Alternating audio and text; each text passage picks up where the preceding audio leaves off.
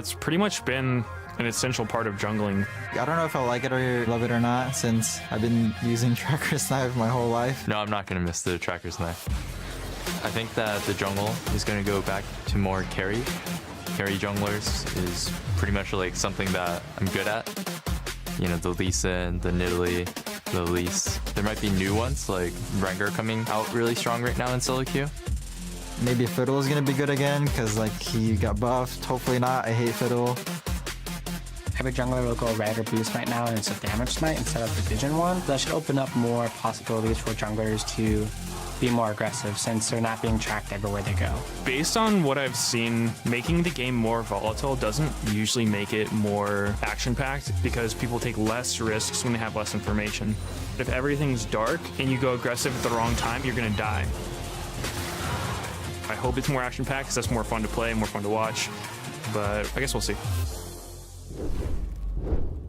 Some thoughts from the pro players. You heard some champion names being thrown out there, things like Fiddlesticks, Rengar. Don't know if I'm sold on those. Yeah, Rengar in solo queue, he's seeing a lot of play. Yes. Very low win rate right now, and Fiddlesticks, I'm a little more skeptical. Yeah, there's an interesting thing where every champion in the jungle's win rate went up because Rengar started getting played so often but always lost. Yeah. That was a pretty strange interaction on day one of the patch. Right, but earlier in this week, Jat, on This or That, you were saying that the removal of Tracker's Knife would be an impactful change in competitive. I just think it's showing itself in a different way. Yeah, I think so. So a lot of the time, you're thinking, hey, maybe this is going to make people way more aggressive early. We haven't seen that in the numbers yet. The combined kills per minute has stayed pretty much the same in the first 15 or 20 minutes of the game. I think it's still more interesting for junglers because they're having to guess more and track more and not have as many map hacks and communicate, so the better teams can differentiate themselves. But we haven't seen it immediately increase to more kills. And it's actually had a bigger knock-on effect later on in the game, I would argue, because everyone's saying, oh, there's no trackers in the first 10 minutes of the game now, but it's also, there's no trackers after 20 minutes into the game, where Baron control becomes a huge factor, and so game length has been trending down over time as people just get more comfortable as teams and learn how to close games out, but 8.4 continues that trend where sometimes a new patch shakes things up, and I think it's really cool because when people used to put down a ton of trackers, knives, wards in the river, it was really hard to sweep all of them out. You still have 2 sweepers, you still have a ton of pink wards, but now there's just less wards. Right, vision clearing is still just as accessible. Yes. Vision placement is tougher to get. Right, and that's when everything gets way more coordinated. Like, we need to control Baron area, and in the early portion of the game, losing those wards is impactful and more random fights might break out, but in the later portion of the game, it's actually super impactful because it's harder to contest things. And Jat, we kind of heard it from Impact yesterday in that interview, the vision changes and what that's kind of done to the top lane landscape in terms of meta, if you wouldn't mind elaborating on that a bit. Yeah, aside from the top lane nerf to Gangplank, who was great against most tanks as an infinite scaler, the fact that you are a tank allows you to be a moving vision ward yourself, right? Because a Camille can't face check a brush, a Sion can, a Shen can. So that is actually pretty valuable when trying to contest those late game objectives, that the other team just doesn't put down a control ward, sit in a brush, and say, you're screwed. Like, you can walk in there with the tank and disrupt it. Of course, Tracker's Knife, just one small aspect of the patch. We had the mid lane item changes as well as Banner of Command, Baron buff. We talked about it yesterday. I gave you guys the over-under 16.5 because the other regions had shown 16 on their first day of play. And guess what? We came in well under 16. 10. Only 10. We got it. Let's go. We finally get things right. We got to celebrate our few victories here on the analyst desk. So there it is. 10 banner commands in yesterday's close. Is there a reason? Can you justify why it was so significantly less for us than it was in other regions? I think it was a little bit of mania, like we were saying, but one thing that happened is people started holding their dematerializers properly, and it creates this kind of interesting game of chicken where one team can bring those dematerializers, and then the top laner who's starting to build banner can sit on the Aegis and say, oh, you still have 3 stacks and we're post 15 minutes and we're winning the game. That means you're probably going to dematerialize these things. I'm not going to over-prioritize banner anymore. I can build other items first that are better in other situations, like a locket for team fighting instead of the banner. So I think people have calmed down a fair amount once the dematerializers started being held. I totally agree, and it makes the rest of the changes more about vision control, more about mage scaling, more about takes in the top lane, because it's not as simple as just picking early game, getting Baron, bannering it, and winning, because that banner just gets zapped. All right, next, unfortunately, it's time for Jat Stats, and we are low on time, so we're going to have to go rapid fire. We're probably going to do worse than we normally do. It's time for Jat Stats. I think you guys can get some of them this week. So the first question is, it's loaded with hints. Okay. So this jungler has the highest first blood participation percentage. So this guy is involved in a killer assist for first blood in 60+% of his games, but also has the lowest kills plus assists at 15 for junglers. So who is this jungler?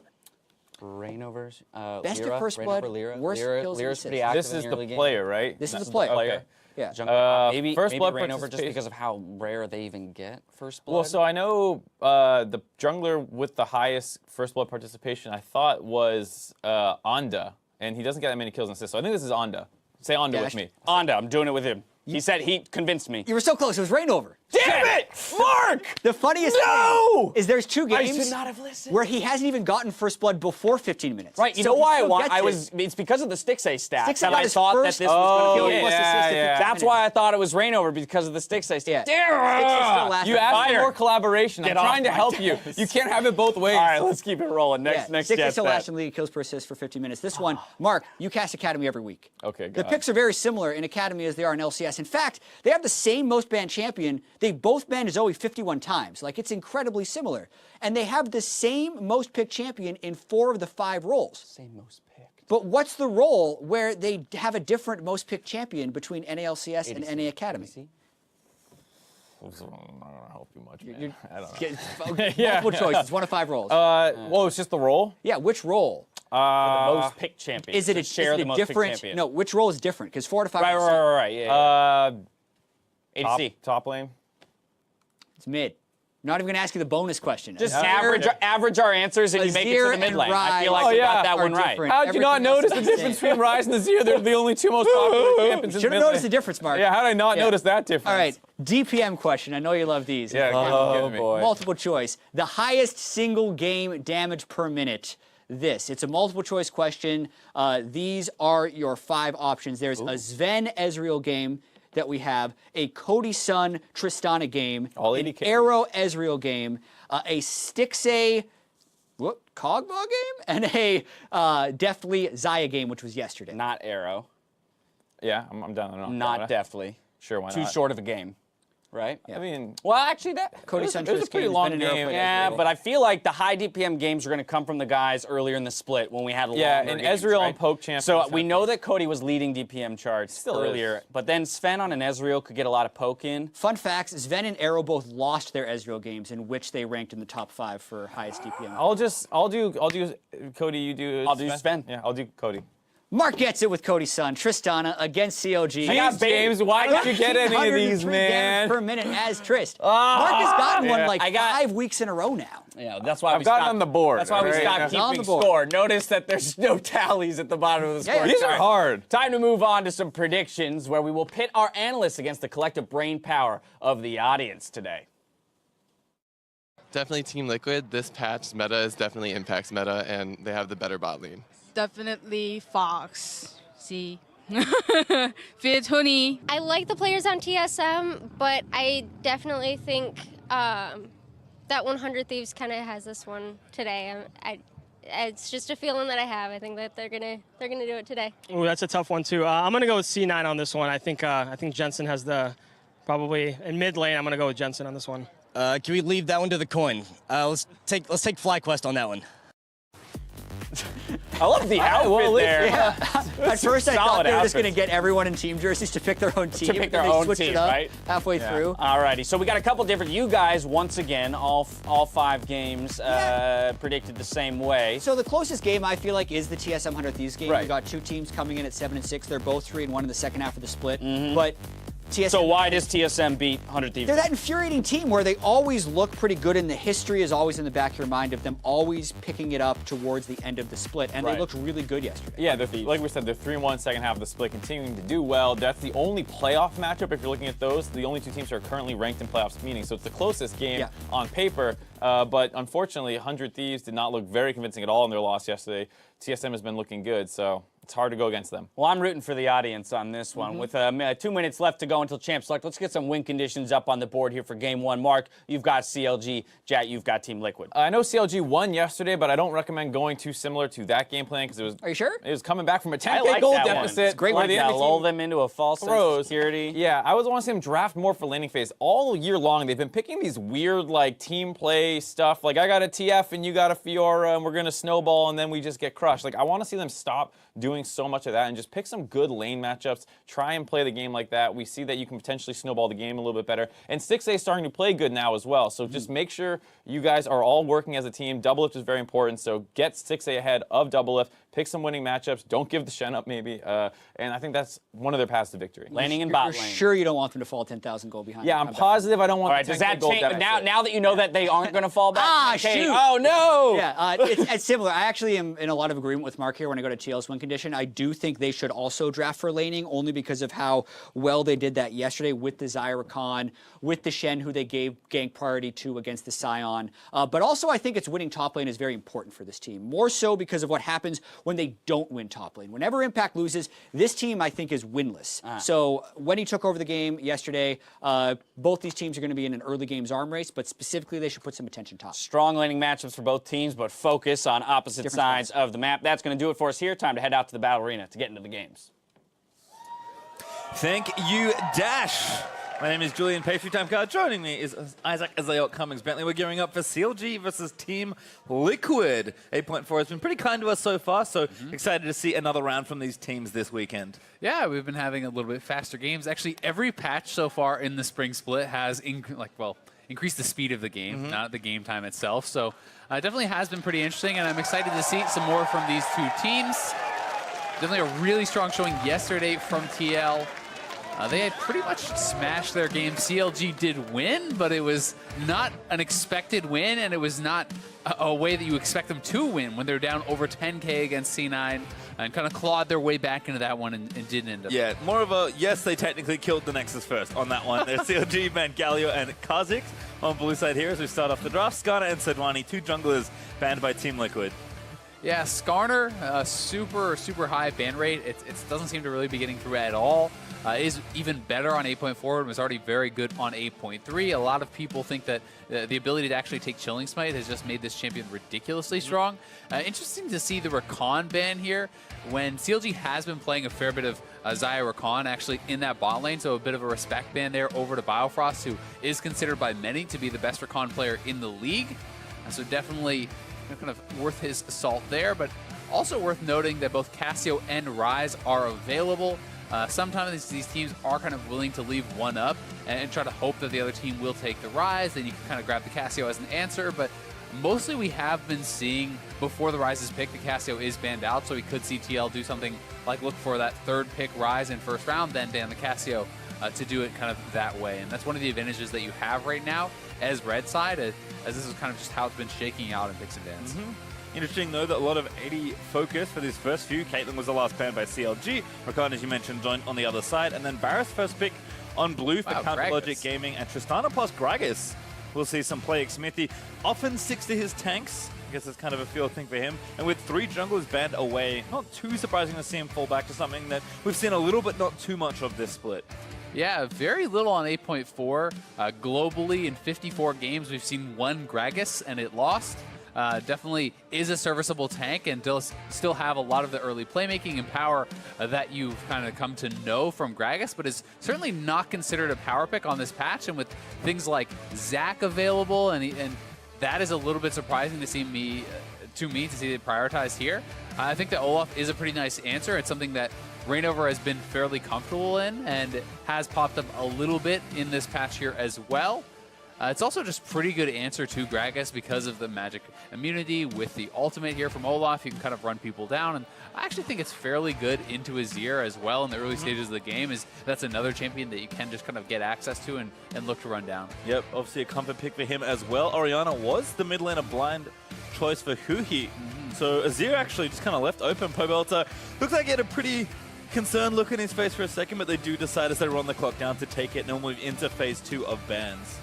Yeah, very interesting. Rise going completely through picks and bans here, so maybe not as high priority as a lot of pros and analysts had been kind of expecting coming into this patch. You know, a lot of people were talking about Rise as something that was going to be, you know, a guaranteed 100% pick or a ban type champion. Has fallen through bans a number of times and now going completely unpicked here.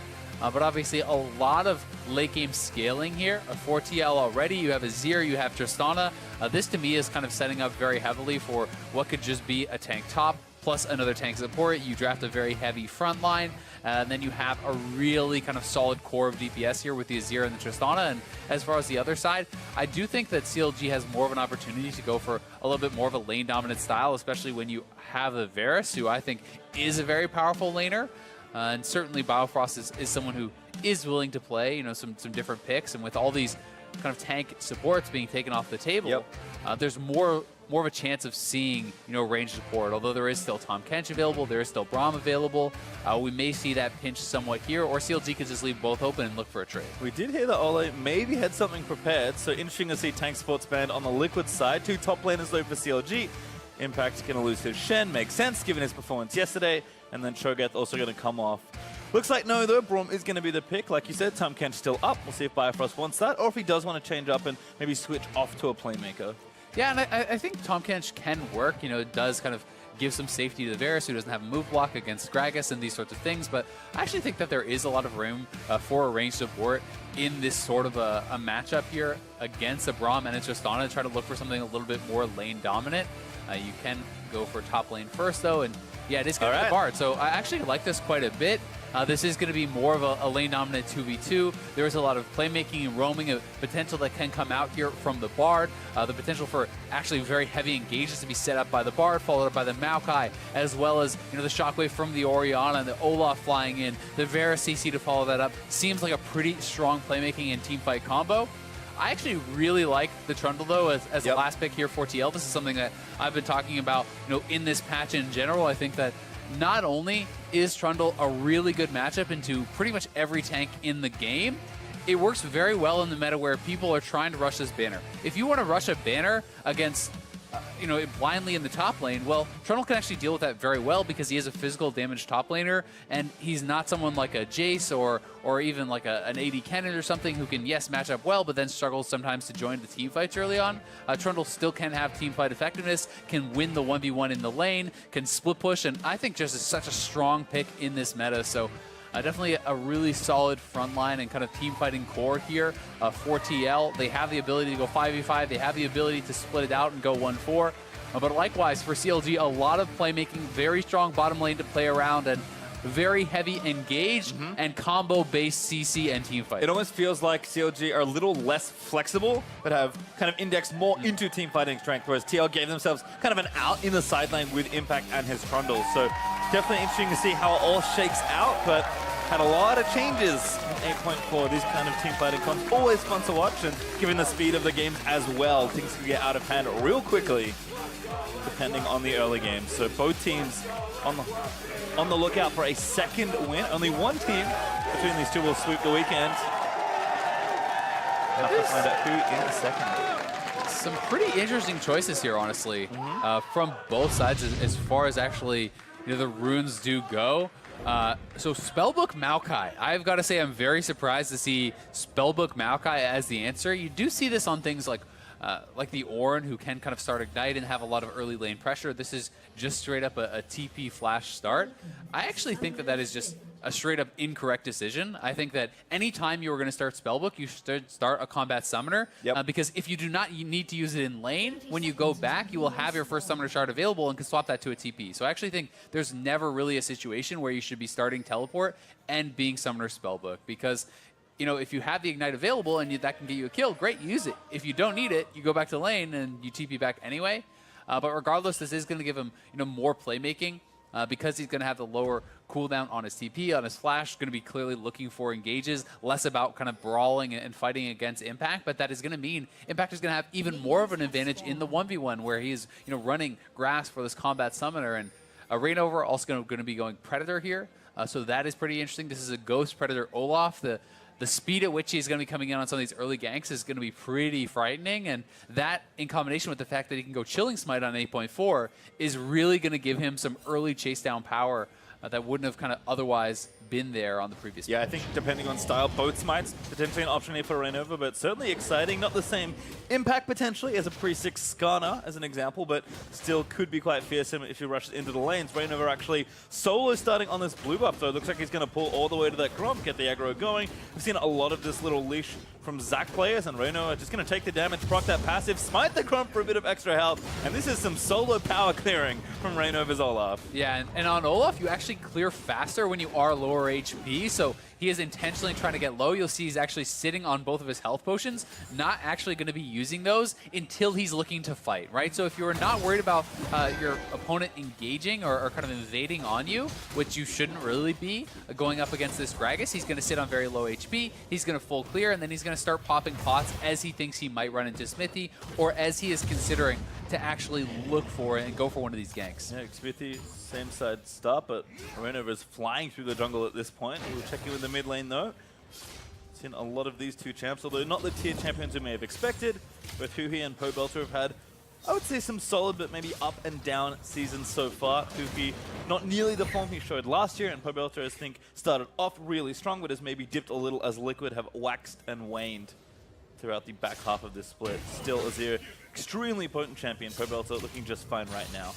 Yeah, definitely the case. Some more interesting rune stuff to kind of talk about. I always find these little optimizations and choices by the players to be pretty fun. Interesting to see. Impact is actually going, Alacrity secondary, which is pretty normal. You want to get some attack speed on the Trundle, but he's actually going Legend Tenacity, so that is the stacking Tenacity.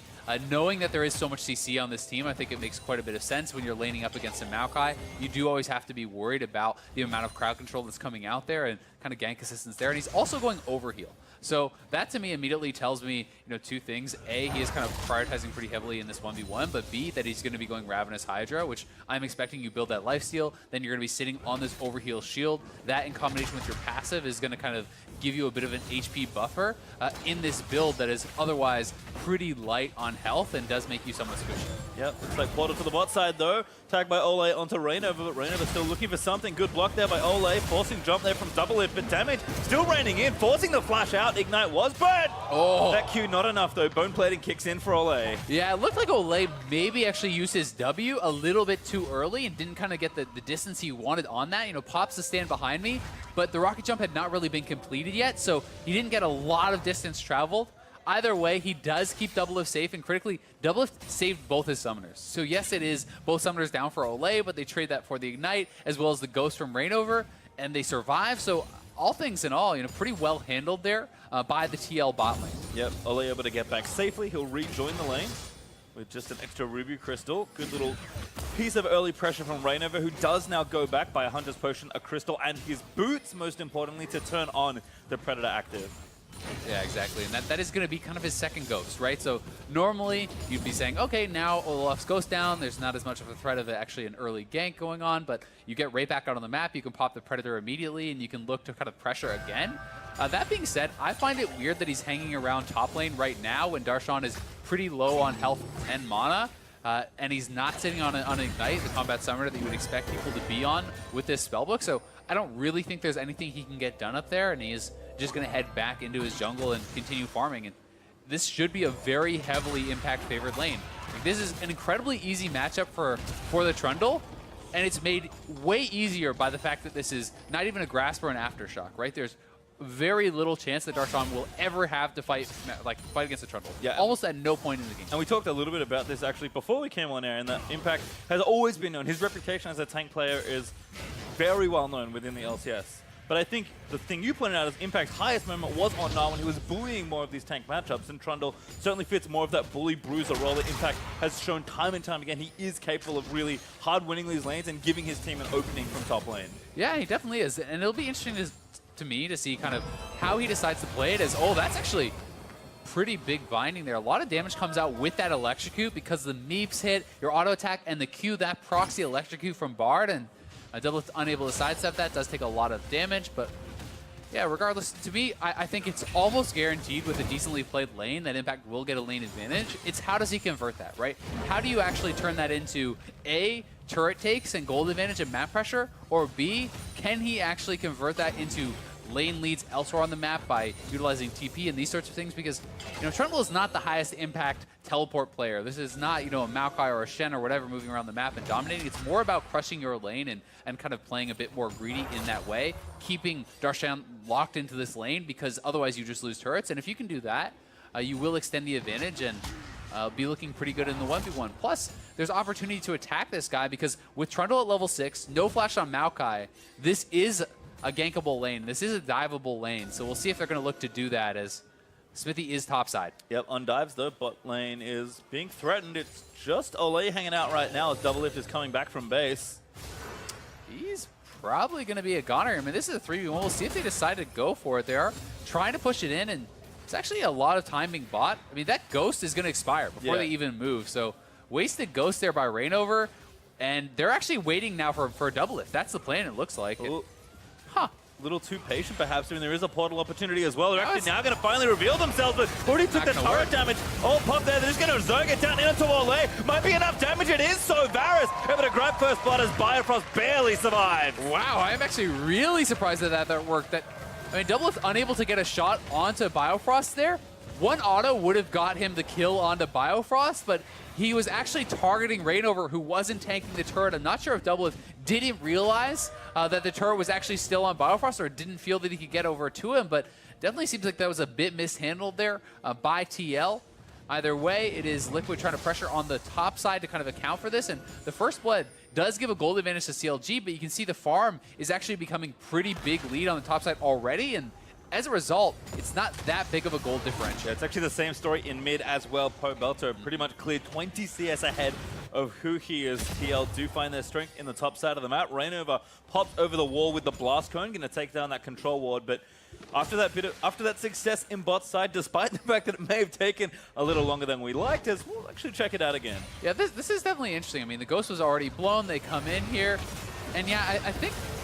Yeah, Doublelift just honestly played that way too slow. I think Doublelift was expecting them to be going for him. He actually just wasn't even autoing at the start of that play, and then simply did not get a single auto attack off on Biofrost, only got a shot or two there off on his 6A, and I think Doublelift just misunderstood what was happening there. I think he expected them to be trying to turn that around and go straight on him, and as a result, played it super defensively, but they were just looking for the first blood kill onto Ole, who was flashless. And as it turns out, Stixay, the man who has been performing well for CLG, will be gifted with first blood as he puts together those first components for the Rage Blade. So off to a good start there, but we'll certainly have to keep track as the game goes on. I mean, it's definitely a hard lane for TL, and the real worry is that it's not just first blood, it's first blood and plus 20 CS, right?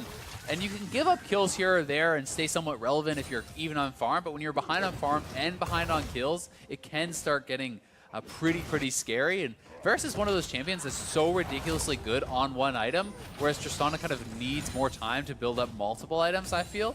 And when the Rage Blade is completed, especially if that is completed before an IE or anything really comes in for Doublelift, he is going to be at such a disadvantage as far as current power, and will kind of be forced into this more defensive playstyle unless Smithy can get there and turn it around, or Impact can get there and turn it around. But it looks like another 4-man play coming by here. Oh, what a wonderful flat binding from Biofrost. Match 2 on the stun. Huhi down here as well. Ole's just going to die, and Darshan didn't even need to be there, but shows up for the party anyway. I mean, 5 bot, as you said, not even needed. Biofrost with the beautiful setup. The Bartle into the flash binding, gets both. They get the double kill on the bot lane, first turret gold, and they're going to take the Infernal Dragon. That is such a huge win for CLG, and exactly what they needed to do when they're losing both of their solo lanes. And all of a sudden, again, that gold lead's starting to just get stronger and stronger. Infernal goes down. CLG at 10.5 minutes break open the bot half of the map. I mean, let's watch this one more time. Just the Bardal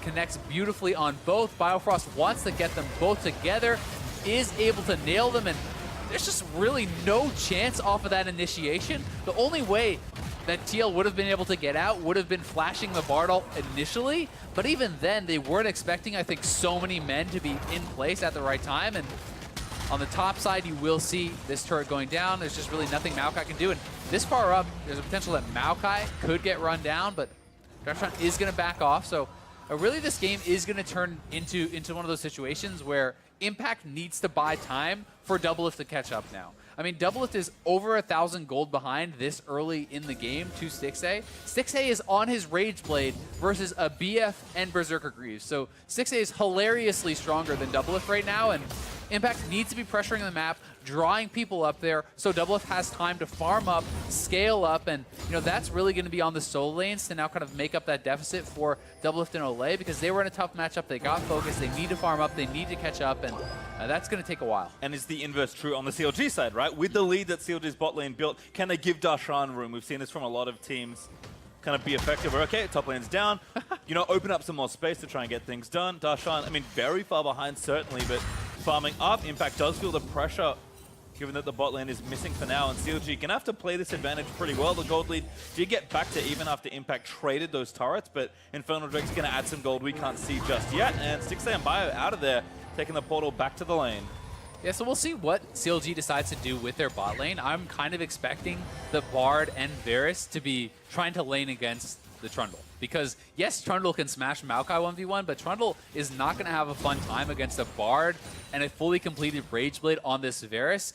That will kind of erase some of the advantage that he has if he cannot continue to exploit Darshan in this 1v1. So I am expecting a lane swap, but so far they have not done that. And one of the things that is so good about Tristana is her wave clear. So even from behind, Tristana with the explosive shot and the explosive shot passive can knock down these minions very, very quickly. But Bard here on the side, they are looking for a way in, but because of the fact that they didn't really know where Smithy is and these sorts of things, they have to be careful about going straight into a blind 2v2, or what they assume is a 2v2. Yeah, well, we take a quick look at some of the trades in topside. Darshan is trying to weather what could be a little too much pressure from Impact. Smithy also towards that top lane.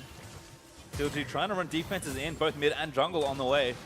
The Raidover's coming up here. There's going to be 4 men up top from CLG very quickly. Splitting for a while. Impact should be the target, I think, but Rainover's just trying to play zone the shockwave. Flash by Impact. He already burnt the ult. He's got a bit of extra help, but now Rainover is going to come to try and chase him down. Impact just stands and fights, going to try and kill Darshan. Smithy looks for the ult, but Darshan flashes. Impact does go down to Rainover. Yeah, there's just no way to get out there. They're so far up on the map versus a Predator Olaf, and going to get run down there. So a nice kill over onto Impact. 4 men strong from CLG on the top side, and that's kind of them now moving their advantage around the map, right? Bard has roaming priority. He already has his Mobies. Olay does not. They are in the losing lane, so Bard goes top. You move Huhi over, and you try to get that kill onto Impact and kind of slow him down somewhat. And they're successful in that, but you can see that even in that essentially 3v1 type situation, or 3v1.5, or if you want to call it, since he threw in his ult, he almost killed Darshan still, and that is definitely frightening. And this is a game where I personally think that Impact should be building, more purely for split push. Like, I would like to see him go and Iceborne and Gauntlet and these sorts of things, build up the CDR, have the Sheen to actually knock down turrets even more quickly. And the CDR is really effective for having ultimates and pillars and your ability just more frequently to actually duel out against Darshan on this Maokai. But we'll see if he decides to just go purely for straight tank after the Ravenous Hydra, because that is also very, very common in pro. I just think you don't really want to transition it to a team fight stage just yet when your Tristana is this far behind. And if you get there later on, you have so much team fight power in the Azir and the Tristana that I don't think you necessarily even need to go straight for a tank. You can just kind of continue pressuring side lanes and get a lot of your tankiness from just ulting the Maokai. Well, we've seen kind of the swap happen here as Biofrost maybe looking to chase down Impact. Again, just getting some damage down. Ulti burnt, will catch him. Rainover going to run straight in. Here's Huhi also ready. No flash after the play on the Impact earlier. He is going to go down. Rainover collects it for another time. But bot side, Darshan getting 1v3 Dove. He already burnt his ulti. Dodges the Glacial Fissure. Ties up Smithy under the turret, who tanks the aggro. Minions are gone. Darshan with the defense. That was actually really nicely done there from Darshan. So Impact again getting picked on here on the top side. 3 members catching him out. They're denying him farm. They're not allowing him to actually go to these minion waves. And on the bot side, TL fails to execute the same sort of play onto CLG's bot laner. So CLG moves top, gets a turret, denies the farm, kills Impact, and the lead that Impact had is starting to really vanish here. Well, towers are going to be traded as Doublelift and Olay continue to push through. CLG, though, still pressuring onto this tier 2 here. It's just Impact to defend. Can't do anything. Yep. You walk up to that, you're dead as a Trundle. So that is going to be another turret going the way of CLG. and they're going to give the solo gold to Stixxay. I always think a very intelligent choice. It's more impactful to have a single item breakpoint on one person than just try to kind of spread out that gold usually. And Teal is doing a good job trading back on turrets, though. They do pick up 2 of their own, one in mid lane, one in bot, so definitely buying some time here for double lift. Slow there from Rainover, finds one. Pobelta low on health now. Next one, Root lands in onto Xmithy, who's going to get tied up. He's got his flash, but not going to use it. Just goes down to Biofrost. Yeah, there's no getting out of plays like that, and I think that it is smart for Smithy to actually hold on to his flash in that situation, because you're that far away, your team cannot turn and fight, so blowing the flash just means you live till one more axe hits you and then you die. So he's going to hold on to the summoner, but it is another dragon going the way of CLG. Definitely still pretty nicely in the advantage here, and this is the play again on top side. Impact just trying to find where he can get some farm, but Biofrost catches him out, and Biofrost has been on fire this game, 100% KP, finding some fantastic ultimates and really showing the power of some of these range support matchups. And then on the bot side, Darshan using the minion dematerializer, using his ultimate to clear out the wave, dodges the Braum ultimate there with his W, and that just meant there's not enough damage, there's not enough CC to actually take him down. All right, we finally have time, I think, to talk about mid lane, because Pobelta is smashing Hui in that 1v1. I think it's the reason TL were able to get that mid outer turret. 30 to 40 CS lead here for Pobelta, who will scale up nicely into the late game. Yeah, I mean, Pobelta has been doing fantastic. As you said, there's been so much action everywhere else, it's been hard to actually talk about. But that being said, despite the CS advantage, Hui has been able to move around the map and actually kind of help try to bandage up some of these holes that were appearing in top lane and some of the side lanes. So that is part of where it has come from, but it has also come from the fact that Pobelta straight up just outlaned his opponent. But the fact that Hui has a kill, has 3 assists, helped get Darshan back in there, means that A, the gold difference is not going to be as big because of that kill and assist gold, and B, it's kind of worth that sacrifice of some CS to make sure that your Maokai is going to be relevant in the team fights. Yep, he has about 400 differential in the matchup, so certainly doing fine just there thanks to his team. He also has a Seraphs, because Hui apparently builds tier on every champion. Did it yesterday on Thalia. It is a good item, not the tier champion we might have expected, but Orianna, I think, has the flexibility to kind of use any of those new mid lane items, and tier obviously being so good, building into that Seraphs wins. He's happy with the first item point that he's hit. Yeah, definitely the case. And it does give you a lot of survivability. It's kind of almost a shocking amount of survivability. I was talking about this yesterday on the cast, and it's essentially a barrier, right? You have a second defensive summoner, and people are doing this in combination with heal, so you basically have a barrier plus a heal plus your command protect. And when you feel like you can be bursting down some of these champions in scenarios that you're used to being able to kill them off, on this patch, oftentimes you cannot do that. And CLG is trying to utilize their bot lane power, just take this Rift Herald, they're able to do so, and I think it's smart for TL to not overly contest this. I mean, this is 2 items done here for Stixxay, and Doublelift is pretty far away from his IE, and I don't think that you really want to fight in a scenario like that, because if you give up the kills there to CLG, that is going to blow open the game. That is going to be able to open up mid lane with that Rift Herald and so on and so forth. So TL definitely has to play it pretty calm, pretty collected, and try to give up the minimum here until their AD carry is really caught up. Yeah, only 2,000 gold behind for Team Liquid. CLG still holding that lead. See what that Rift Herald does go. I think your instinct on mid lane outer is a solid one, as Hui going death cap second by the looks of things. Just saw a second Idris large rod pop into the inventory. I actually really like this, and it's somewhat different, the math on it, on champions like Orianna versus others, because there is power in the shield of Orianna, right? So it's not just about pure DPS, it is not about magic penetration and these things.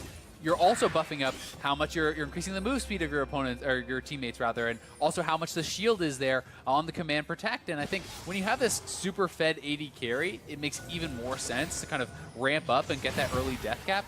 Plus, in combination with what we talked about here, with the fully stacked Seraphs, he's going to have that shield, now even more powerful shield once he completes his death cap, and the heal. So there's a lot more kind of innate tankiness that you're not really able to sometimes account for. Yeah, and on the other side, Pobelta, kind of knowing that the front lane is getting tankier, actually has a pretty quick Void Staff. It was his second item overall after the Nashes, so kind of future-proofing there a little. Still CLG continuing to play aggressive on the left side here, now that Baron has spawned. And again, Darshan has got a lot of room on that bot side just to casually farm things out. He hasn't caught up just yet, but he is getting gold, which was not something that was happening too easily in that 1v1 earlier. So I think CLG overall have done a great job kind of neutralizing that advantage and continuing to play up and aggressive. And here it is, 4-man mid. You drop the Rift Herald, you look to crack this outer, and the outer is gone. The question is just whether TL can fight afterwards. There's no actually defending that, so they are just going to let the turret go down and probably try to defend any potential tier 2 push. But to your point about Darshan versus Impact in that matchup, if the Maokai is not too behind, and if you can build some mana, if you get tanky enough, you don't actually have to fight the Trundle, you just have to fight the waves. Yes. If you can clear out the minion waves before Trundle can get to the turret, that is more the battle you're looking to win. You will never actually win the straight up fight against the Trundle, barring some sort of crazy happening. And what Trundle needs to do, and this is why I think that Iceborne and these sorts of things can become that much more powerful, is just actually outpush the Maokai, ignore the Maokai, and just hit the turret while the Maokai is trying to clear the wave. And it becomes this kind of funny dance where you're not actually trying to really kill the Maokai as much as you're just trying to ignore him and kill the turret. And that is why I love the Sheen builds for Trundle in the side lanes. But you're obviously sacrificing some teamfight power there too.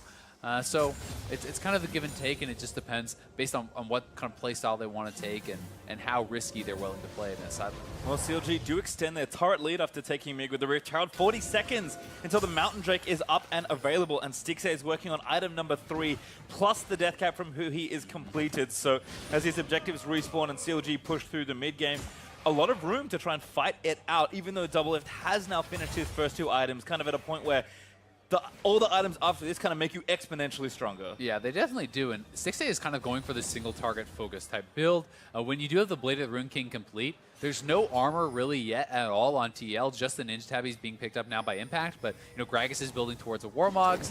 There's a tiny bit of armor, yes, in the Aegis and whatnot that's being built up by Olay. But generally speaking, he will shred through these guys with the Rage Blade as well as that Blade of the Rune King. And nice Shockwave catches a couple out. And 2 Chaining Corruption as well. Oh, actually bound up by the ultimate from Bard. Ult there burnt by Olay defensively. I think CLG maybe misstacked those, but still playing aggressive. Bifrost wants him. Looking for the angle, but no angle to be found.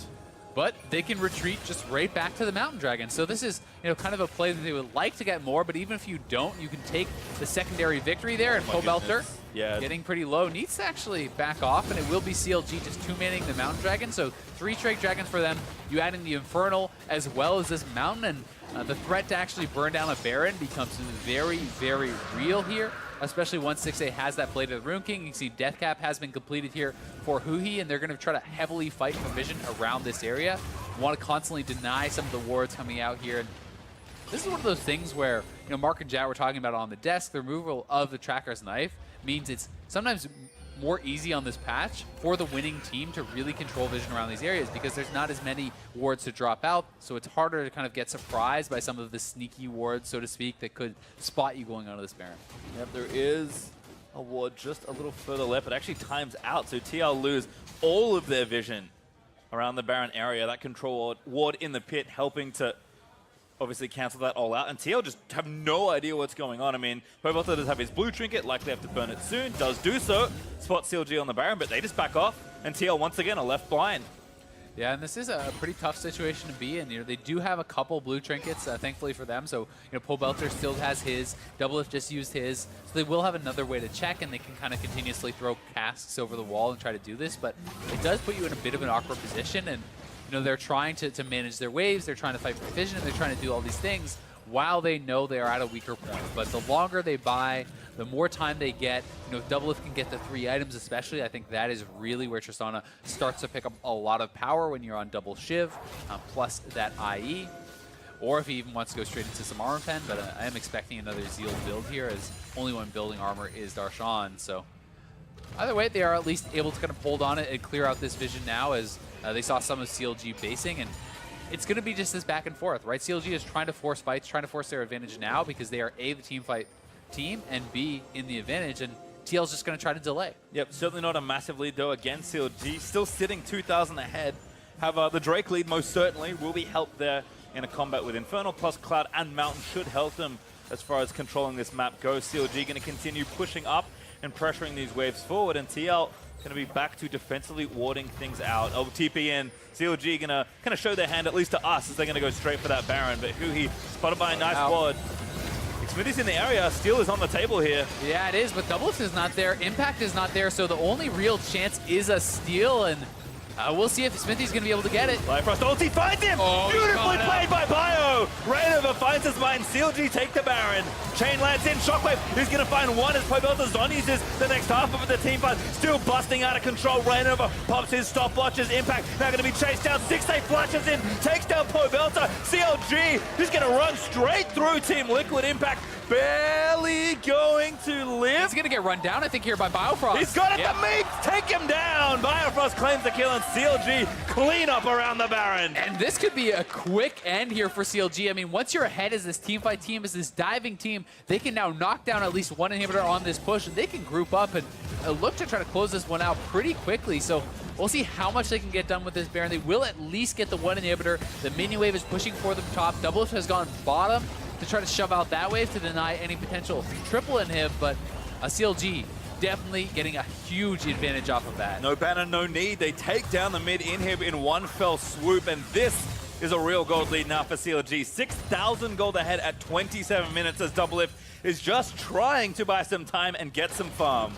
Yeah, and I don't think you can buy enough time at this point. I think that you're just so far behind in gold. With one inhibitor already cracked, it becomes very, very difficult to hold on in these situations. It's going to be, you know, up to TL to try to make some sort of plays to actually delay the game. And Impact has not been able to put enough pressure in these side lanes to actually really force anything to happen. So here it is once more, and Biofrost, who else but him, has been making play after play this whole game. Nails the Bard ultimate onto Smithy, denying any chance of a steal. And then CLG more than happy to take the fight. You see Darshan flashing in onto Pobelta, and yes, it's looking like the front lines are trading HP pretty closely back and forth, but you look at the back line and they're all safe. Surprise, Doublelift. Bifrost found his former marksman, but now again a dive is unstoppable. Rainover is just going to pop Ragnarok and go straight in. Smithy so squishy under the turret, falls to Darshan. Taking corruption, a massive miss there from Stixay, but it just doesn't matter. CLG so far ahead. Yeah, and Teal was missing both their soul laners. They don't have anyone there, and this is what can happen when you get ahead as this teamfight comp. You simply group up, you dive, and this is probably just the end of the game right here. CLG going to be looking to close this one out. 2 members already down, super minions in the base. Baron Canner has arrived. Yep, Darshan went back after that first reset and banned up that siege minion. Baron still on for a minute. This is so much time for CLG. Pobelta, a massive 4-man push, gets them all back in. Stixay does fall. Impact able to take him down. Firefrost goes down as well as Double does manage to find himself a pick, but Darshan and Rainover, with the help of their Baron, are just going to keep going. Huhi takes down Impact with the ball, and TL just trying to fight this banner minion. Double kill though. Double if face checks the ball and falls there to Huhi. Ole wrapped up in the roots by Darshan is also going to fall as Huhi grabs the triple. And Smithy versus the world and a massive siege minion. CLG are going to sweep the weekend and take down the Nexus. They finish off Team Liquid.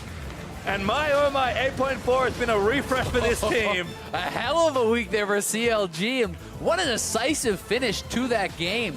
Yes, they had a great win yesterday over C9, but it looked nothing like this. This was dominance. They played so well as a team.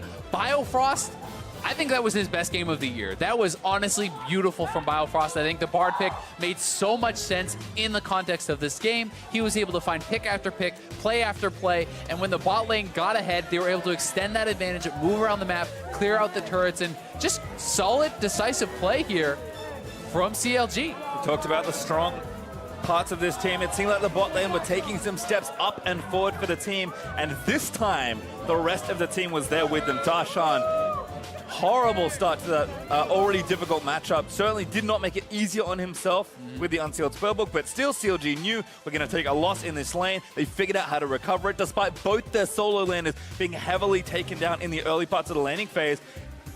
And I checked those CSTs at 15, and it just doesn't matter. This game ended in under 30 minutes. Exactly. I mean, CLG played so well around their winning bottom lane. They got their advantages there. They knew top lane was going to be a losing lane, but they were able to kind of stop the bleeding there. A couple roams up top, kill off Impact a couple times, do a lane swap. All of a sudden, Darshan is farming up. He's very relevant. And yeah, he had Summoner Spellbook, but that's going to give him even more engage and more kind of playmaking potential once they got to these team fights. And he didn't need to be much of an individual force because Huhi was playing incredibly well. Stixay was playing incredibly well. And honestly, that is probably the most impressive game from CLG this whole split. I think I have to agree, and we talk a lot about the bot lane, but Rainover also does deserve some credit. We know he's known for his Olaf. Predator's kind of a cool thing that we didn't maybe think of for a champion like Olaf, and he had excellent presence to really shore up some of the early game issues for CLG. Yeah, definitely so. Really exciting one. Got to be a disappointing loss, though, for TL. They just never really seem to get going in that game. Well, certainly not, but we're going to send it over to Ovally and CLG's Meep Slinger Biofrost. Thanks, guys. I'm here with Biofrost. Congratulations on that victory and a 2-0 weekend for CLG. I thought you had a phenomenal game, but how would you describe your own play today? Well, I didn't practice that much Bard, and then this was just a really good scenario. I was like, we should play it, and it worked out well. Now, what improvements were made to CLG that allowed you guys to pull off this performance this weekend? Well, we didn't do anything that special, but right now it's just kind of do or die, and we still kind of have a chance. It requires multiple teams like kind of losing some games, so we do have a chance. It's kind of slim, but we're kind of just taking it one game at a time, and if we can win all of our games but not make it playoffs, we're still happy that we won all of our games. And I want to ask you a little bit about playoffs, but first, he mentioned yesterday that he has passed the shot-calling torch on to you. How are you enjoying those new responsibilities? I mean, I guess it's fun. Yeah, it's just fun, I guess. I mean, everyone contributes, and we have like this system where I guess everyone communicates, and people were really on top of it today, and that's why we had such a clean game. People were giving their options. Like, everyone was really on top of their game, and it felt good to win. Is there anything difficult about the role of shot calling that maybe you're working on right now?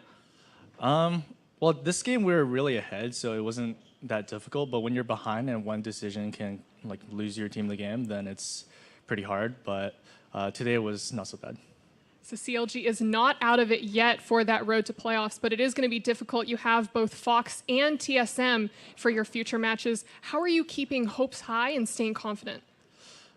Well, if we lost this game, then we would have been like, all right, I guess we're out. So now we're 2-0, so there's still a chance. We just have to win all of our remaining games. Not that hard. I mean, a little bit hard, but yeah, we just have to do well against Fox and TSM, and TSM has been looking a lot better with each week. I'm sure you have the CLG fans behind you. Congratulations again on your weekend, and for more on the game, let's hear from the State Farm Analyst Desk.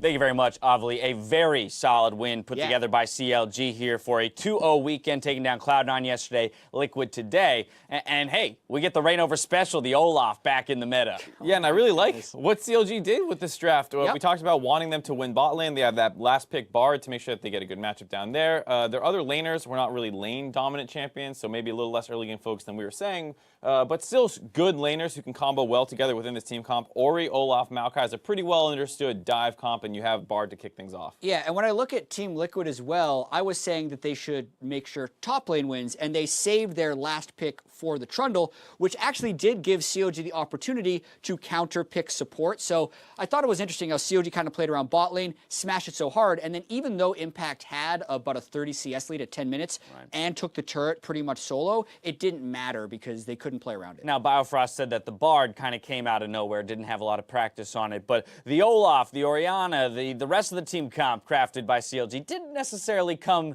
out of nowhere. Yeah, so I was watching CLG and solo queue yesterday, and 4 of them were in the same Challenger solo queue game against a Blaze Olive and Griggs Orianna Olaf, who, by the way, smashed that game. Look at Griggs. 12-1. 12-1 and 11. 11. And, you know, obviously these teams do scrim, they do practice, but if 12 hours ago you get smashed by Olaf Ori, you're like, you know what? We could do the same thing on stage the next day, right, guys? I love it. And the funny thing is, we've heard CLG say that like they're pretty flexible in their comps, where they're like, this is week one. Yeah, week 1 Zillion. Funny things about that game: the 4 CLG members had Arrow in the top lane on one of his accounts, and they were playing against Voyboy's Trist with Flame in the top lane. And Flame in the top lane. Yeah, so it's one of those games. Hey, I'll take a loss in solo queue if it means I beat Team Liquid the next day. You can still spectate high elo solo queue from the client. If you go to the ranked ladder, it shows you who's in game. I do that like pretty much Saturday nights, and I get LCS picks the next day by watching them. Wow, there you go. That's why you predicted CLG to win. Watching. The win conditions, they floated back up here. Let's talk about how closely the teams followed them. I mean, they obviously attacked the bot lane very aggressively in the draft with that early pick. the late pick of the Bard, and then in the game, their early action around the bot lane was completely where they focused with their early Reignover ganks, and that's the big thing for Team Liquid is that we always talk about how like when Doublelift falls behind, this team looks pretty useless, and it happened again here. Yeah, and this was a bit of a weird gank. Reignover sat in the brush, popped Ghost, waited for it to run out, and then decided to dive, but it still worked. This was a beautiful Bard ultimate into a 5-man dive that could have just worked as a 4-man dive because of how perfect that CC chain ended up being, and that's kind of how they just broke that game open. Yeah, I mean, there's not much to say. That's exactly kind of textbook game plan against Team Liquid. There's some weird stuff in the top side that we were talking about, like, you know, you lost your turret at 11 minutes, but held on to 6 stacks of minion dematerializer. Is that really what you want to do, Darshan? You also started TP against him when you could have took a knight for early laning. There was some weird stuff going on in the game that you still want to see cleaned up. But like, hey, if this is like how they're going to play, this is a great game. Right, and it is, you know, what we want to see out of Impact in terms of on the back half of the split, more improvement in those kind of tank matchups, getting to play the bruiser-oriented side of it this time around. But it wasn't enough to bring, you know, Team Liquid back from the deficit suffered in the bot lane. And it's weird that this team is so bad at playing from behind. You can see 0-5 when they don't have a gold lead at 20, which is why early game is such a premium for this Team Liquid team. You'd expect with all of the veterans that they have just littering this team, they would be better from behind. But it just, they don't have the team play to come together. And even there, they didn't have the team play to play around a Fed Trundle when other guys were behind. That's the thing, too, is it's not like these are massive deficits. Like, oh, well, they're down 10K at 20. I can't believe they didn't come back. It's like these are like 1 to 2K deficits, which other teams do come back from reliably if they are a well-coordinated team. By all means. You saw the lower third earlier. Biofrost received player of the game. We did want to take another look at a play of his within this one for a little misplay, outplay. Fun time to ball in on the Bard. This is interesting. He Bard ults, and then he flashes to the other side of them to get his Bard Q off. What we were thinking was maybe it was for the Braum Unbreakable, and seeing that it was up in that one, we were wondering, like, was it literally just a useless flash to get on the other side? I think he was worried the shield would block the Q. But the shield comes up anyways, and I guess because you get the Tristana first, you do get the Then you're going to stun, but I think if you Q the Braum, it would break the Q. I'm going to have to test it after, Mark. Right. I'm saying it's an outplay. That's because it's an outplay. I'll say it's an outplay only because I'm not positive on the Braum Bard interaction, because there are some weird ones, like the Nami bubble pops on Braum shield, but you still get the AoE lift up. Right. And I remember one time seeing the Braum block the Q, but you still get like the tail thing behind that gets the second stun. I'm not sure if that's conditional outplay. If we test this and it works either way, we're gonna roll it back. That is a straight up misplay flash. Yeah, we'll retcon it at the end of the day. Hey, they got the kills. That's all that matters. Yeah, I mean, if you walk away with the kills, then it's an outplay. Yeah, or at least that's what you type in all chat. This is some fun where Jam and I were like, outplayed. Why did he flash? Or the fact that Reignover had his ghost in the brush for like 15 seconds before the gank, and they're talking about the shot calling system. Where is it part of the system when your ghost runs out, then go? That's the cue. That's the cue. We need the 15-second countdown. When the timer reaches 0, we all go, right? It's just a really well thought out. What's funny is I'm glad you guys are watching the analyst just with a great analysis sweeper. What? Come on. Them, dude. I know, I'm just kidding about the countdown time. CLG, obviously the road is tough for them to make the playoff run, but they did put the 2-0 together. We've got to talk about the fact that they've got some pretty tough opponents in Echo Fox and TSM still to get through, as well as, you know, you got to get the expected wins over FlyQuest and Optic. You know the most CLG thing to do is Biofrost just had that interview about winning out and be like, yeah, we just got to play well against Fox and TSM. Right. They're going to lose to FlyQuest. Oh, yeah. Like, that's just going to happen, I feel like, at this point. The NALCS. And then they'll actually beat Echo Fox the next day. Yeah, some weird stuff will happen. I don't really know. We're going to head to a break. When we return after the game, we look to pull off the upset over Echo Fox. Don't go anywhere.